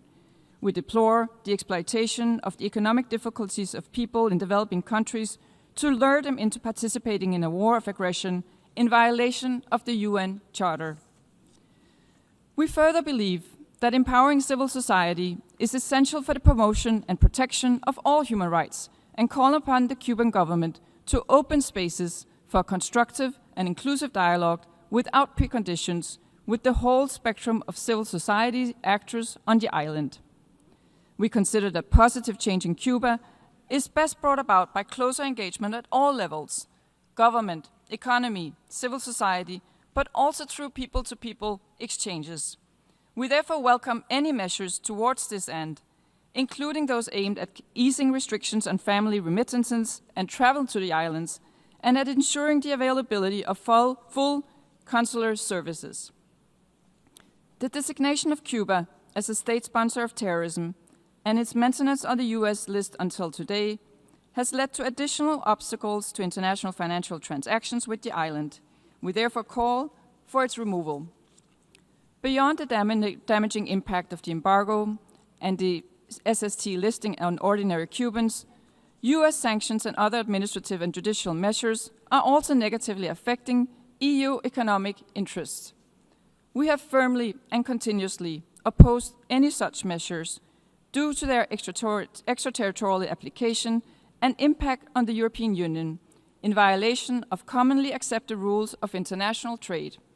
We cannot accept that such measures impede our economic and commercial relations with Cuba. We strongly reject the US activation of Title III and IV of the Helms-Burton Act in April 2019. This breaches the commitments made by the US in the US-EU agreements of 1997 and 1998. We intend to draw on all appropriate measures to address the effects of the Helms-Burton Act, including in relation to our WTO rights and through the use of the EU's blocking statute and other possible relevant measures to protect EU citizens, businesses, and NGOs operating in Cuba or with Cuba against the extraterritorial application of those US sanctions. Madam President, international cooperation, frank and sustained dialogue, and closer, even critical, engagement are the way to go with Cuba. The provisional application of the EU-Cuba Political Dialogue and Cooperation Agreement is now in its 8th year. We are enhancing dialogue and cooperation also on issues on which we have fundamental differences. To this end, the PDCA includes, amongst others, a human rights dialogue, which is a key pillar of our relationship. In order to overcome the current economic and social crisis, we call on Cuba to ensure that its reform agenda includes the necessary economic, judicial, and social reforms and is implemented in a manner that addresses the key concerns of the Cuban population and meets the legitimate democratic aspirations of the Cuban people for more opportunities to participate in the shaping of the country's future. With the EU-Cuba Political Dialogue and Cooperation Agreement, the EU offers Cuba a consistent and reliable instrument to support a progressive reform of its political and economic model, to pursue sustainable development, and to find common solutions to global challenges, while continuing to advocate for democracy and respect for human rights in the interest of all Cuban citizens. It is our view that the U.S. embargo and connected measures do not contribute to promoting these aims. Against this background, we voted in favor of the draft resolution. I thank you. I thank the Speaker of Denmark. I now give the floor to the Speaker of Sri Lanka, followed by Australia and the United States. Thank you, Madam President. Sri Lanka aligns itself with the statements delivered by Uganda on behalf of the non-aligned movement and Iraq on behalf of the Group of 77 and China, and wishes to make the following remarks in its national capacity. Sri Lanka remains deeply concerned by the continued imposition of unilateral coercive measures against Cuba for over 6 decades, which run counter to the principles enshrined in the Charter of the United Nations and the norms of international law. It is evident that the unilateral actions imposed on Cuba had negative consequences for the well-being of the civilians and for the economic and social development of the country. In this context, Sri Lanka voted in favor of the resolution A/80/L.C titled Necessity of Ending the Economic, Commercial, and Financial Embargo Imposed by the United States of America against Cuba, along with 164 other countries. Madam President, Sri Lanka is concerned by the barriers created by this embargo, particularly in the area of procurement of medical supplies, vaccines, and essential equipment, especially during health emergencies. The humanitarian consequences of such restrictions are unacceptable. Access to healthcare must not be politicized or constrained by extraterritorial economic measures. We also noted the impacts of the embargo on the food and agriculture sector in Cuba. The economic sanctions on Cuba prevent its acquisition of fertilizers, machinery, fuel, and advanced technology, resulting in a significant decrease in food production. Such obstructions to progress in the agriculture sector in Cuba have a direct impact on its effort to reach food security in the country. Unfortunately, the most vulnerable segment in these situations is women and children. At a time when the world is collectively taking action to end global hunger, we should not use sanctions to promote hunger in another country. Madam President, we believe the time has come to lift this embargo. There is no doubt that this embargo hinders Cuba's pathway to sustainable development, violates fundamental human rights of Cuban citizens.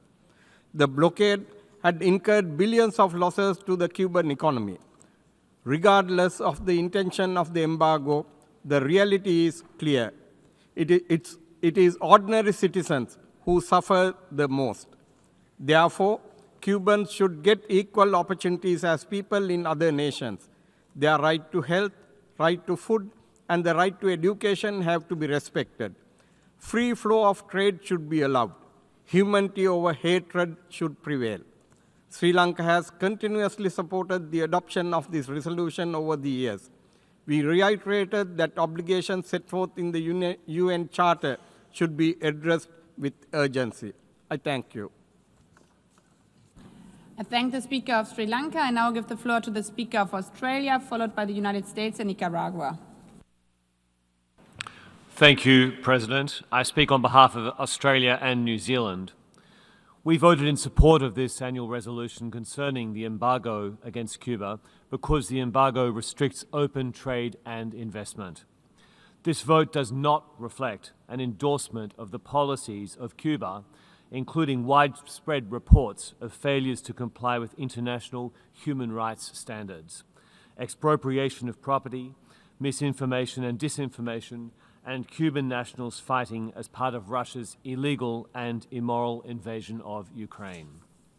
Australia and New Zealand remain concerned by the human rights situation in Cuba, which has continued to deteriorate following the Cuban government's heavy-handed response to peaceful protests in 2021 and ongoing restrictions on the freedom of expression and association affecting everyday Cubans. We take this opportunity to urge the Cuban government to respect the rights of all its population and call for the release of all political prisoners and those who are arbitrarily detained. Thank you, President. I thank the Speaker of Australia. I now give the floor to the Speaker of the United States, followed by Nicaragua and Israel. Madam President, colleagues, let me begin by offering my thoughts and prayers to the people of Jamaica, Haiti, the Dominican Republic, the Bahamas, and Cuba, who are enduring the brutal effects of Hurricane Melissa. The United States shares strong people-to-people bonds with these countries and hopes for minimal damage and loss of life. Unfortunately, the political show by the Cuban regime in New York continues unabated. Yesterday, we witnessed a shameful breach of decorum in this hall. It's obvious the truth hurts because the Cuban delegation attempted to interrupt our speech in order to prevent the truth from being heard. The misuse of a point of order was crude and disrespectful to this institution. The United States will not shrink from speaking truth about the abuses of the Cuban regime. Its failings are the cause of its economic dysfunction, and it continues to collaborate with enemies and adversaries of the United States against our interests, including actively supporting Russia's war in Ukraine. The United States government is satisfied to see so many countries send the regime a message that the international community will no longer tolerate its lies. Its continual plea for international aid, while it refuses to make any political, economic, or social reforms. Its support for rogue states and international terrorists, and most of all, its repression of the Cuban people. The regime is now at a crossroads. It can double down on the failed policies of its past, which will lead to more suffering on the island and more international isolation. Or it can finally abandon its failed, discredited Marxist-Leninist policies and restore to its people their fundamental freedoms. There are consequences for the people in rural Cuba, who are only getting 3 to 4 hours of electricity a day, while the regime continues to invest in tourist hotels and hide billions of US dollars in overseas bank accounts.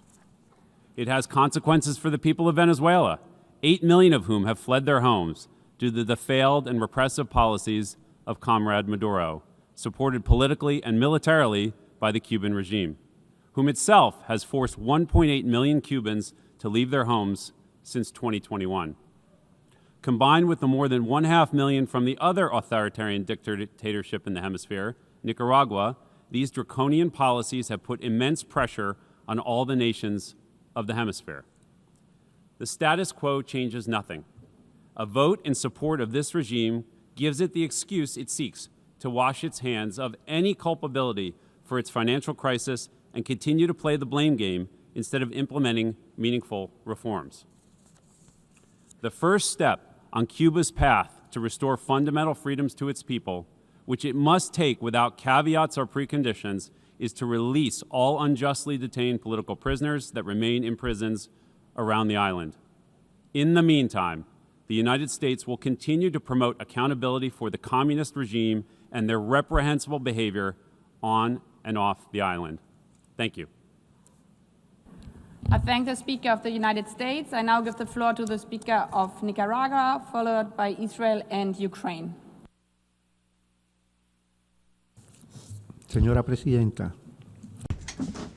Madam President, as the Assembly once again expresses its support to Cuba and for the 33rd time in a row calls for an immediate ending of the United States blockade against Cuba, the world has witnessed this decisive solidarity with Cuba and the erroneous and illegal nature of the criminal blockade by the United States against Cuba. As we have all heard, these grateful expressions and expressions of solidarity towards Cuba over the past 2 days came especially from the representatives of the biggest, most significant groups that we participate in and belong to in the United Nations. such as the statement by Iraq on behalf of the G77 and China, Uganda on behalf of the non-aligned movement, Turkey on behalf of the Organization of Islamic Cooperation, Barbados on behalf of CARICOM, Guinea-Bissau on behalf of the African Group, Singapore on behalf of ASEAN, and Eritrea on behalf of the Group of Friends in Defense of the Charter of the United Nations. The denunciation of this blockade against Cuba is universal. Only the country that applies it, the United States, was the only country that tried to justify its own anachronistic policy. As has been said throughout this debate, it is clear that there is universal support for Cuba from the entire world, and also it is clear that this criminal blockade is, in and of itself, the most serious, systematic, and flagrant violation of the human rights of the Cuban people. Moreover, it was made plain that there is a total rejection by countries of Cuba's inclusion on the illegal and unilateral list of state sponsors of terrorism. Nicaragua voted in favor of the resolution just adopted, and in so doing reaffirms its unshakable solidarity with the heroic Cuban Revolution, with its government and its people that are an example of dignity, resistance, and international solidarity. We reiterate that the only legitimate path is respectful dialogue on the basis of sovereign equality without conditions nor threats. Madam President, lastly, we would like to express our full solidarity with the peoples of our great Caribbean, Jamaica, Cuba, Haiti, and other Caribbean states that, as we speak, are facing the disastrous consequences of the weather phenomenon Hurricane Melissa. We express our condolences to the families and governments over the loss of life. These increasingly frequent and extreme tragedies are the consequences of global warming and the climate crisis, which has been accelerated by the failure to comply with legally binding commitments made by developed countries under the United Nations Framework Convention and also the Kyoto Protocol and the Paris Agreement. The failure to comply with that by developed countries makes these phenomena increasingly disastrous in the Greater Caribbean. Thank you very much. I thank the Speaker of Nicaragua and now give the floor to the Speaker of Israel, followed by Ukraine and Peru. Madam President, yesterday this hall witnessed an unacceptable display of disrespect when the Cuban delegation attempted to silence the United States during its statement. The blatant abuse of a point of order was a clear affront to the dignity and procedures of this institution. It is very unfortunate, though not surprising, to see such misuse of procedural rules in an attempt to undermine the core values of the United Nations, including freedom of speech. Thank you. I thank the Speaker of of Israel. I now give the floor to the Speaker of Ukraine, followed by Peru and Romania. Madam President, Ukraine voted against the draft resolution L.6. This decision reflects our growing concern over Cuba's involvement in Russia's war of aggression against Ukraine. Let me be clear, this vote is not against the Cuban people. On the contrary, we deeply value the Cuban nation, and we respect its right to live in prosperity. For many decades, Ukrainians and Cubans have been connected by genuine human bonds. Our vote is against the inaction of Cuba's government in the face of recruitment of its citizens into Russia's military, which brings death and devastation to Ukraine. There is no secret that since 2022, to sustain its aggression, Russia has been actively recruiting foreign citizens to fight in its ongoing war against Ukraine. Among them, nationals of the Republic of Cuba constitute the largest group of mercenaries serving in the Russian army. I repeat, the largest group. Our defense forces have taken numerous Cuban nationals as prisoners of war fighting alongside Russian troops. At least several thousand Cuban citizens have signed contracts joining the ranks of soldiers directly engaged in combat operations on Ukrainian soil. This massive recruitment is not a matter of isolated Cuban individuals acting on their own. No, it's a systematic practice involving illicit networks that operate openly with the knowledge and, we must conclude, with tacit condemnation of the authorities in Havana. Madam President, Cuban citizens are drawn into Russia's war through deception, financial incentives, or ideological motives rooted in Moscow's narrative of the so-called historic brotherhood. Russia tries to justify these activities by portraying its military invasion as an alleged anti-colonial struggle.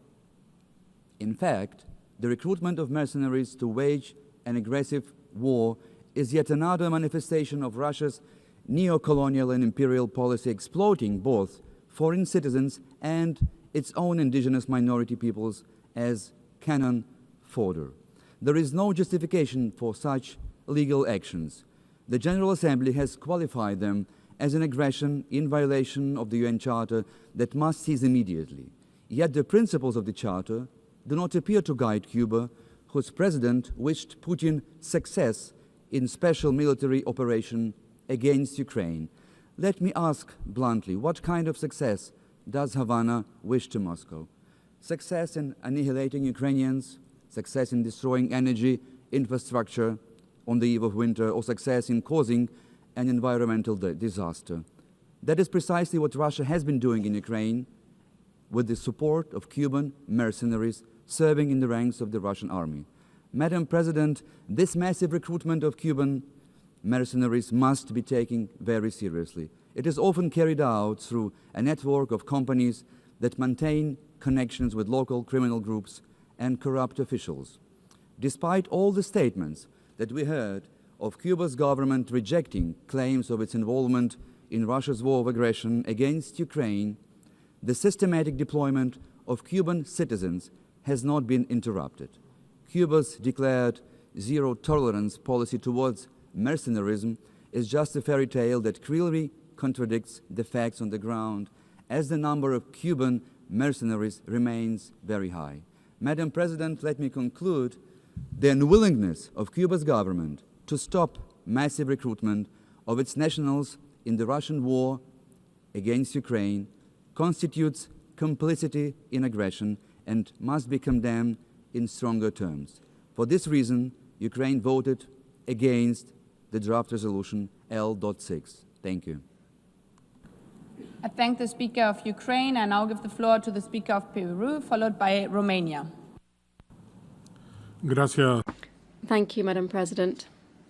My delegation would like to begin by expressing its solidarity with the people of Cuba and other peoples of the Caribbean following the effects of the Hurricane Melissa that they're suffering at the moment. Peru voted in favor of this resolution, guided by a constant, firm belief that respect for international law and the purposes and principles enshrined in the United Nations Charter.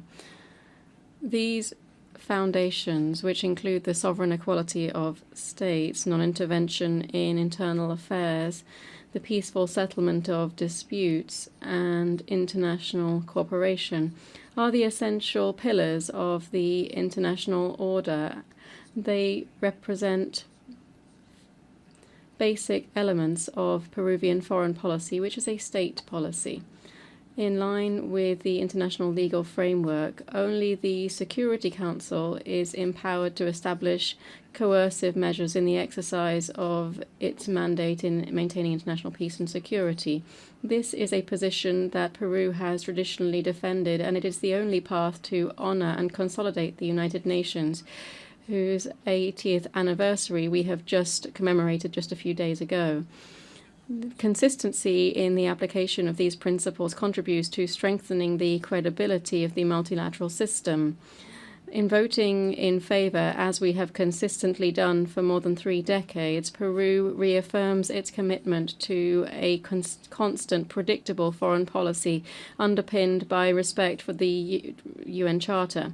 Preserving the principles and purposes of the Charter is essential to guarantee regional and global coexistence governed by clear, stable, and universally accepted norms.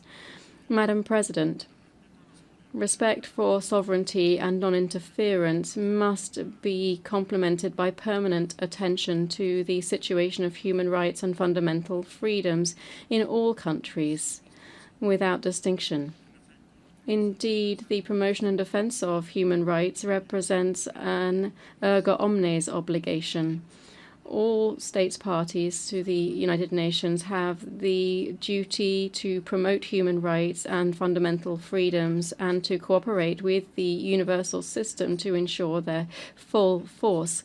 Peru believes that the economic, commercial, and financial blockade can never serve as a pretext to undertake violations of fundamental freedoms. To this extent, we urge the Cuban government to keep good faith and to follow the recommendations formulated by United Nations bodies and to take the necessary measures to guarantee the full respect and protection of human dignity for all persons on their territory.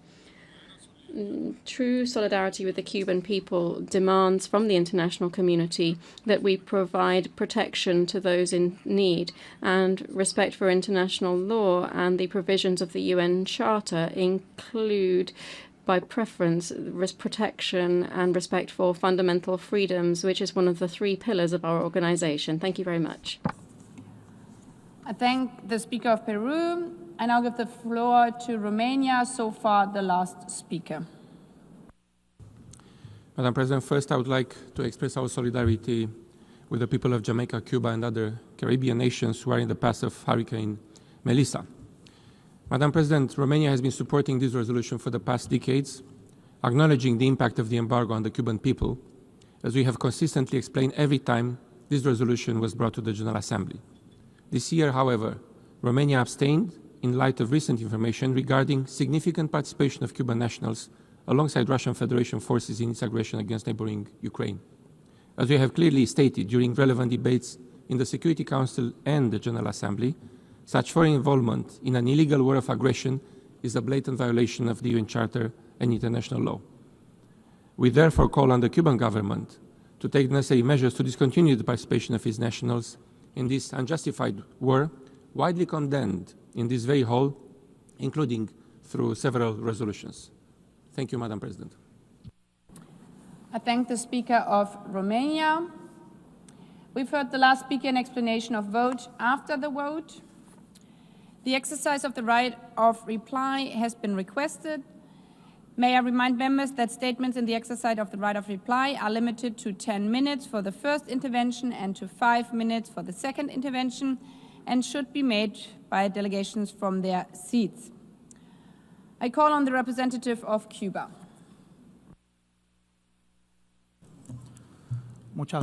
Thank you very much, Madam President. Madam President, the government of the United States knows no other way to justify its hostile policy against Cuba than resorting to constant lies. We all know that the United States government is a pathological liar, but they don't deceive anyone. It's clear that they are in no way concerned by the fate of our people nor their human rights, that the blockade continues to afflict, nor are they interested in regional peace that they threaten with their irresponsible military deployment in the Caribbean Sea. So as to provoke suffering on the Cuban people, they are even able to ensure reiterated cynicism within this United States. With full cynicism, they divert attention from the comprehensive efforts of their suffocation policy. No one can be in doubt of the ability of the United States to strike the economic stability of any country. This is currently being made clear through the imposition of tariffs on numerous countries around the world. In our case, these have been applied for more than 60 years. Madam President, the unjustified permanent presence of Cuba in the unilateral fraudulent list of States sponsors of terrorism is a measure geared towards strengthening the highest pressure policy against our people. Everybody knows, including U.S. security agencies, that Cuba does not sponsor terrorism, and that, on the contrary, we have been the victim of this scourge, in particular from what is financed, organized, and protected from the United States territory. The United States deliberately is twisting the situation of human rights in Cuba. There is no more flagrant, massive, systematic violation than the blockade by the United States on Cuba. The United States has no moral authority to give us lectures on human rights to Cuba or anyone else. The government of that country is responsible for extrajudicial executions, abductions, and torture. They detain immigrants, they censor media and journalists. This is the country with a serious problem of public safety, violence, and police brutality. During the current U.S. administration, we have seen an exacerbation of widespread detention, systematic violations of human rights, xenophobia, racism against other phenomena. These are alarming practices which undermine any attempt by the U.S. government to present itself as some kind of example in human rights. They understand how the restriction on the trade between the U.S. and Cuba happens, if we could call it that. If the United States is truly interested in trading with Cuba, they would listen the majority of citizens in their state, in their country, which supports the lifting of the blockade, and would. This is what is justice and reason would tell us to do. Madam President, the government of the United States clearly is lying when accusing Cuba of being involved in people trafficking. We know that this is a narrative, that it is a pretext continuing to support the blockade against Cuba. In holding up Cuban medical support with blackmail against countries that receive such aid, the U.S. is jeopardizing access for hundreds of thousands of people to quality health care. Madam President, I would like to make it very clear that Cuba does not form part of the armed conflict in Ukraine or in any other country. The Cuban government is aware that Cuban nationals, in unprecise figures, have on their own account participated in the military operation on both sides of this conflict. None of these nationals have the consent, the motivation, or any commitment from the Cuban government to participate in that conflict.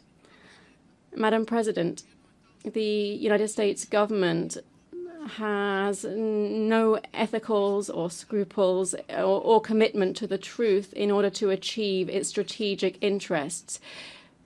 In their statement, there is no argument that enjoys the recognition of the international community. They prefer to remain isolated, as they have once again in this assembly, subject to the discredit of the blockade for more than 60 years, rather than accepting their failure in trying to destroy the Cuban Revolution. In light of the attempts to slander and destroy the Cuban Revolution, the people and government of Cuba will stand steadfast in their unwavering decision to continue forging an increasingly inclusive and prosperous society. Thank you.